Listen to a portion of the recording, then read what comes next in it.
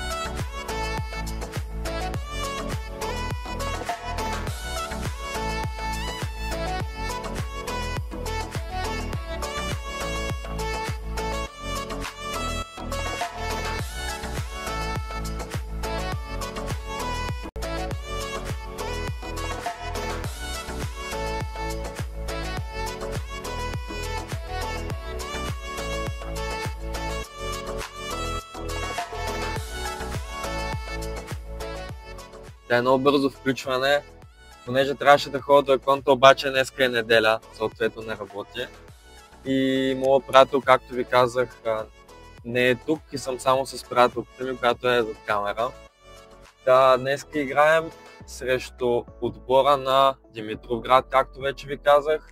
Нямам си и идея дали са добри или не, но това, което знам е, че играем на тревен терен, тъй като ние играем на изкуствен.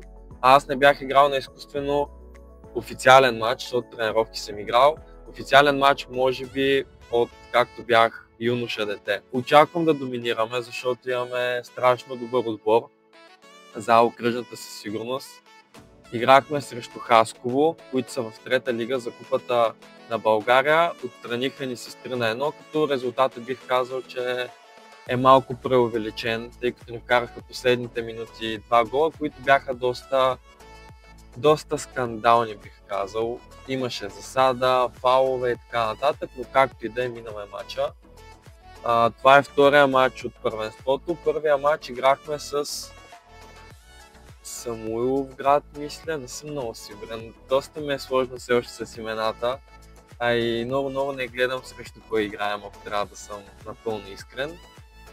Изпечелихме 5-0, с което категорично заявихме това, че ще се борим за баражите да влезнем в трета лига. За съжаление, моя доста добър приятел и реално единствения, който познавах в Хасково, Жиката, ако гледаш, поздрави, се контузи доста гадно. Даде пас към мен и в момента, в който даде паса, падна и почна да вика.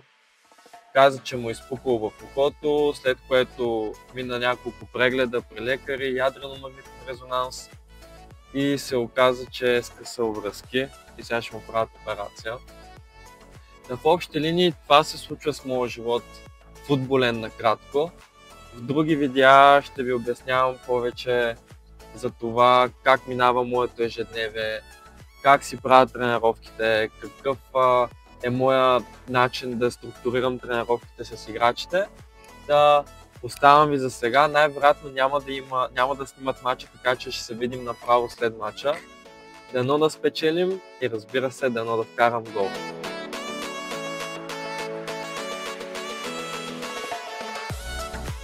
Бихме 3-0. Някъде тук ще сложа снимката с голмайсторите от матча, като аз съм един от тях. Изключително съм щастлив, защото втори матч, втори 3 точки и трети гол лично за мен. Доста тежък матч си го направихме, понеже ги подценихме. Вкарах рано гола от центриране от фаул, доста красив гол се получи, но за съжаление няма видеоклип. И оттам нататък до 80-та минута едно ритане от двата отбора. Матч като за окръжна. Докато не спечелихме Дуспа, която си имаше със сигурност. Техният вратар или защитник задържа нашия нападател. И след като вкарахме от Дуспата някъде около 80-та минута, 4-5 минутки по-късно отбелязахме още един гол, с който спечелихме. Но, както казах, доста важни точки, понеже имаме амбиции да влизаме в трета лига, както вече е пределно ясно. После ще се включа още един път с вас, където ще направя някакво обобщение на целия клип.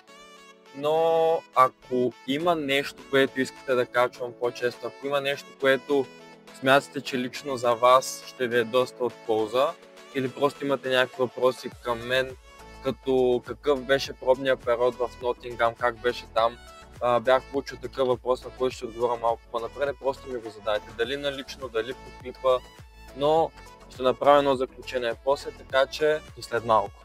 Казах ви, че ще направя едно заключение с вечерята, но стана така, че се прибрахме по-късничко към 9, докато се направим да хапнем стана 10 и аз веднага заспах, защото бях много изморен от мача и от цялото пътуване. Вечерях спагети, някъде тук ще оставя клипа с спагетите, които направихме.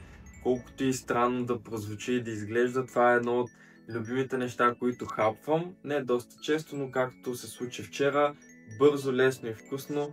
си взехме точно тия спагети. Освен тях си взехме доста снаксове, като Зайо, Байо, Старс и така нататък. Казвам ви го, защото първото, което е, не крия от вас какво правя през целия ден и какво хапвам. И другата причина е, че най-подходящото време, което може да си позволите нещо вредно, е именно след мач. И не яще вредно снаксове и спагети, които аз ви показах. Това беше просто за тази вечер. По-скоро си взимайте пица, дюнери и всякакви ваши любими неща. Да, с това заключвам и целия клип. Надявам се да ви е харесал, да сте останали до края и както казах по-рано, ако имате някакви въпроси към мен, ако искате да споделям нещо по-често, просто ми го напишете в коментарите или налично. До скоро!